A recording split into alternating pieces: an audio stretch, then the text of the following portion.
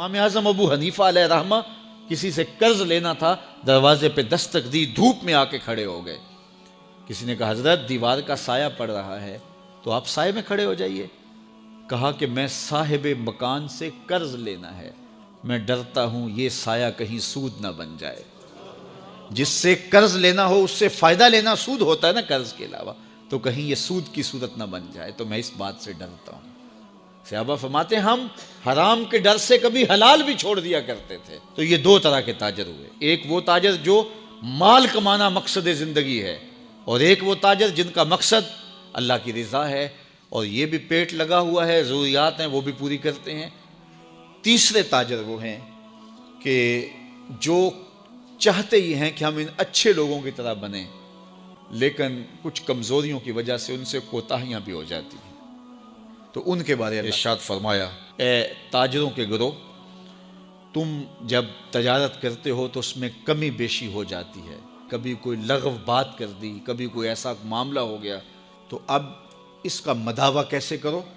تو فرمایا فشوبوہ بالصدقہ، تم صدقہ دیا کرو، تمہارے اس امر کا یہ مداوع بن جائے گا. تو عام لوگوں کو یہ کہا کہ آپ کثرت کے ساتھ صدقہ دیا کریں، اپنے مال سے نکالیں، کچھ فیصد طے کر دیں اللہ کے نام سے. جب اللہ کو شراکت دار بنا لیں گے اپنے کاروبار میں، جب پارٹنر بنا لیں گے، تو سٹرانگ پارٹنر ہو تو گھاٹا نہیں نہ پڑتا. تو اپنے رب کو اپنے کاروبار میں شامل کر رہے ہیں، تمہارے کاروبار کے اندر گھاٹا نہیں پڑے گا انشاءاللہ. ہمارے اس مرکز میں 2-3-4 لوگ ہیں ایسے کہ اللہ تعالیٰ نے ان کو یہ توفیق دی، تو وہ کہتے ہیں کہ ہم اتنے فیصد مرکز میں پیش کریں گے. تو مجھے آج تک انہوں نے شکایت نہیں کی ہے کہ جناب کوئی مسئلہ ہے، وہ یہی کہتے ہیں کہ سنبھالا ہی نہیں جا رہا. یہ اللہ کا وعدہ ہے، اللہ کے وعدے سچے ہوتے ہیں، تو اس کو شامل کر لیں. فرمایا کثرت کے ساتھ پھر صدقہ کرو.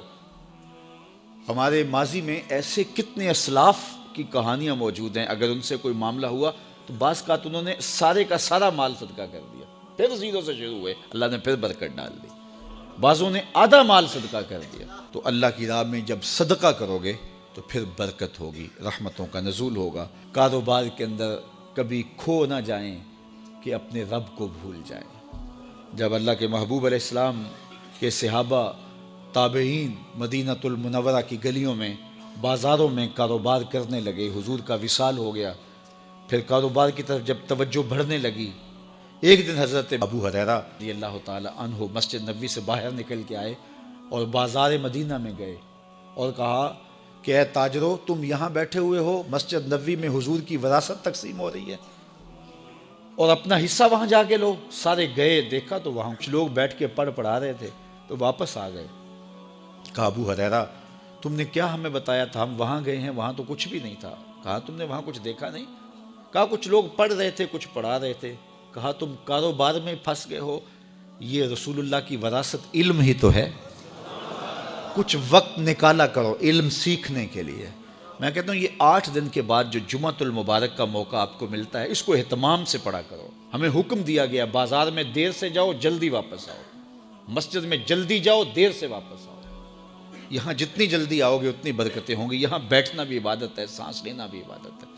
تو کم از کم جمعے کا یہ جو اجتماع ہوتا ہے، جمعے کے مواقع ہوتے ہیں، آپ جہاں بھی پڑھتے ہیں یہاں آنا چاہیں تو یہ تو ایک تربیتی نشست ہوتی ہے کسی نہ کسی موضوع پہ، اور بر وقت آئیں، سنیں، بیٹھیں تو سیکھنے کو بہت کچھ ملے گا. تو یہ برکتیں ہیں. تو کچھ وقت ضرور نکالا کرو، کچھ لمحے نکالا کرو. اللہ جل شانہ ہم سب کو رزق حلال، رزق وسیع، رزق فراواں، رزق مبارک، رزق سہل عطا فرمائے. حرام کے ایک لقمے سے بھی اللہ ہمیں محفوظ فرمائے. ہماری نسلوں کو بھی اللہ حرام کے لقموں سے محفوظ فرمائے. اللہ ہمیں جو عطا کرے اپنے کرم سے اس پہ قناعت نصیب فرمائے. چونکہ قناعت اگر نہیں ہے تو جتنا بھی مل جائے کبھی پیٹ نہیں بھرتا. اور حضرت شیخ سعدی بولے پیٹ تو بھاری جاتا ہے، آنکھ ہی نہیں بھرتی. یہ بھرتی نہیں، اس کو 2 چیزیں بھریں گی، یا صبر کا پانی یا قبر کی مٹی. تو یہ سب کچھ یہاں رہ جانے والا ہے. اللہ نے جو دیا ہے اللہ آپ کو اور زیادہ دے. کاروبار کرو، محنت کرو، لیکن اپنے لیے وقت نکالو، اپنے امور علم کے لیے وقت نکالو، اپنے بچوں کے لیے وقت نکالو. ہمارا مقصد زندگی کمانا نہیں ہے، یہ ہمارا ایک ذیلی مقصد ہے، ذیلی مقصد. ہمارا حقیقی مقصد جو ہے وہ اللہ کو راضی کرنا ہے۔ انبیاء ہیں جو گناہوں سے پاک ہیں، جن پر گناہ کا ایک دھبا بھی نہیں ہے۔ باقی گناہ میرے میں بھی ہے، گناہ آپ میں بھی ہے، لیکن اگر ہم لوگوں کے گناہ اچھالنا شروع کر دیں گے تو ہمارے بھی گناہ اچھالے جائیں گے۔ بالخصوص اگر کسی نے کسی گناہ سے توبہ کر لی اور وہ اس گناہ کو چھوڑ کے نیک بن گیا، اب اگر کوئی بندہ اس کے اس گناہ کا ڈنڈورا پیٹتا ہے تو اللہ جل شانہ مرنے سے پہلے اس کو اس میں مبتلا کرے گا، یہ اس کی سزا ہوگی۔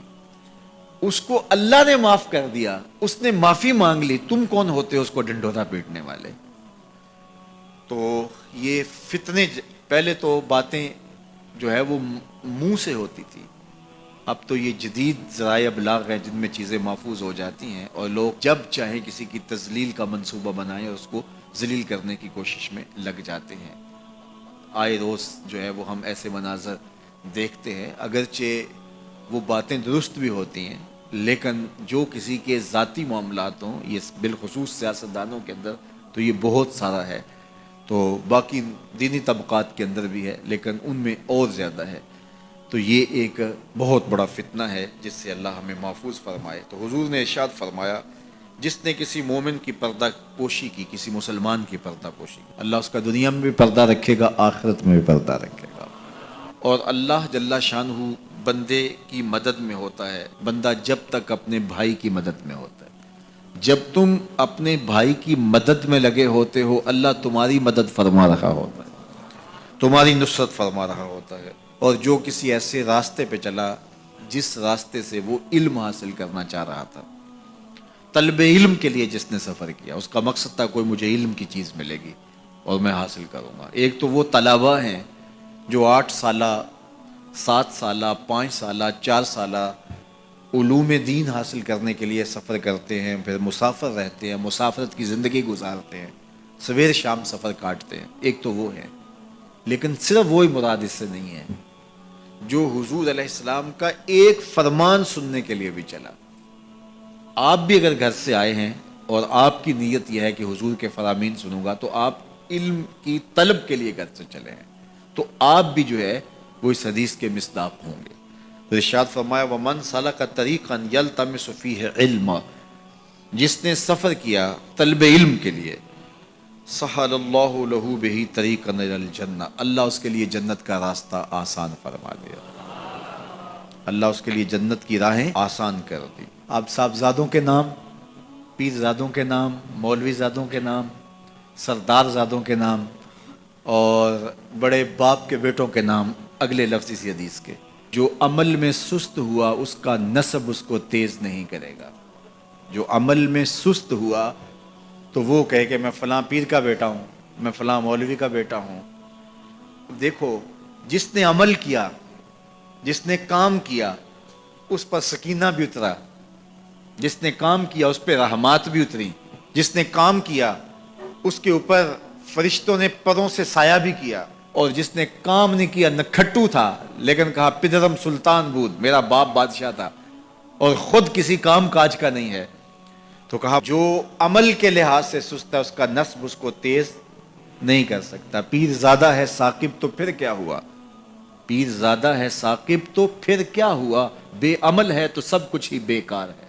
پھر نسبت آپ کی تو آپ کو جو ہے وہ وہاں تک نہیں پہنچا سکتی، لیکن اگر تم عمل بھی کرنے والے ہو، پھر نسبت بھی ہو کسی بڑے سے، پھر سونے پہ سہاگے کا کام ہے۔ دودھ اندر جے کھنڈ لائیے مزہ ہو جاوے دونا، پھر سونے پہ سہاگا ہے۔ کب؟ جب صاحب نسبت، صاحب کرامت، بڑے باپ کا بیٹا وہ نیک بھی ہو، ساتھ باصلاحیت بھی ہو، تو پھر سونے پہ سہاگے کا کام ہے۔ اس کا نسب اس کو تیز تب کرے گا جب وہ خود بھی چلے گا۔